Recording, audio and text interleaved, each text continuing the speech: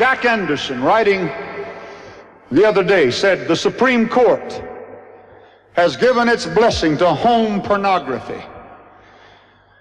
Presumably this was not the intention of the 9 solemn black-robed justices behind the high mahogany bench, but it could be the effect of their unanimous decision last week on cable television.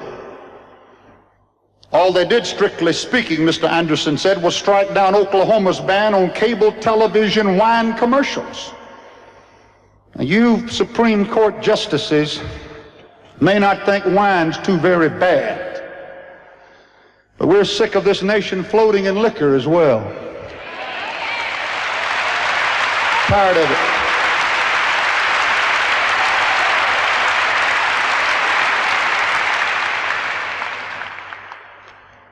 They said the way the decision was worded, it would bar states or communities from regulating the content of cable television programs. And Mr. Anderson said this may give the green light to a few depraved profiteers who use cable television to pipe the most disgusting sex scenes imaginable into American homes. He said, I've spent the past 3 months investigating cable pornography, and here are my findings. Number 1, sex orgies that would make the Caesars blush are shown coast to coast on cable television. Hour after hour of wanton sex programming is available in millions of homes at the turn of a dial.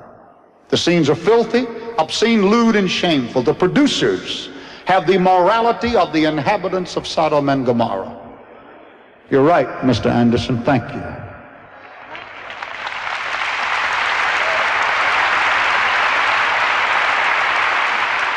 Mr. Anderson said, listen carefully, children are getting their sex education from these prurient, perverted programs.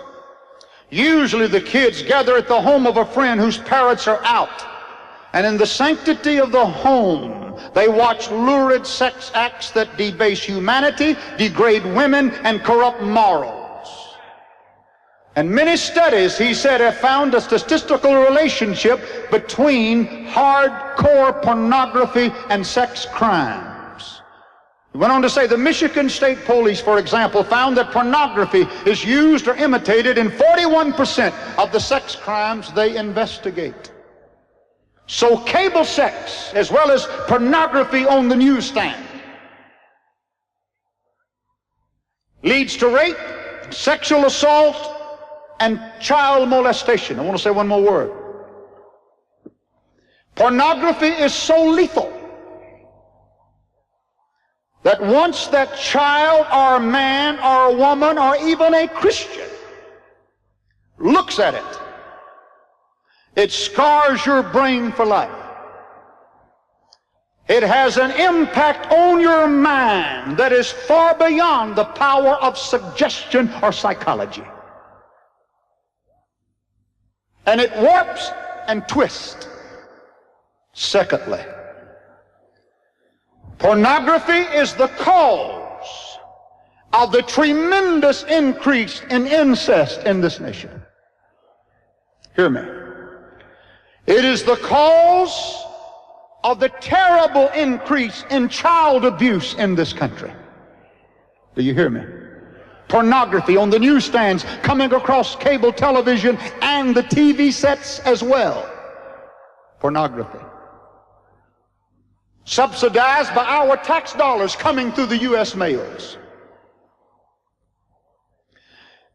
I want to say this, and I want to put it where it belongs. You networks, CBS, ABC, NBC. The other day, one of the great networks showed several hours of the terrible problem of child abuse that's taking place in this nation, and you did it well. I thank you for it.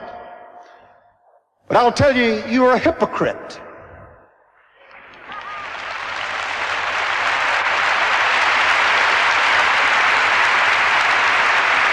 Because when that program was over, the filth that you ushered into the homes, called family entertainment, derided the word of Almighty God, debased the values that we hold dear, promoting illicit sex, promoting nudity sprinkled with profanity that rolls out like a gutter of filth from the programs coming out of Hollywood and coming out of New York City. You ought to be ashamed of yourself, because you, the networks, are promoting the child abuse and promoting the child molestation and promoting the incest in the United States of America. And we are sick and tired of the filth of the networks rolling into our homes. We are tired of it, sir. We're sick of it, sir, because it is primarily the cause of the debasement of humanity in this nation of America today.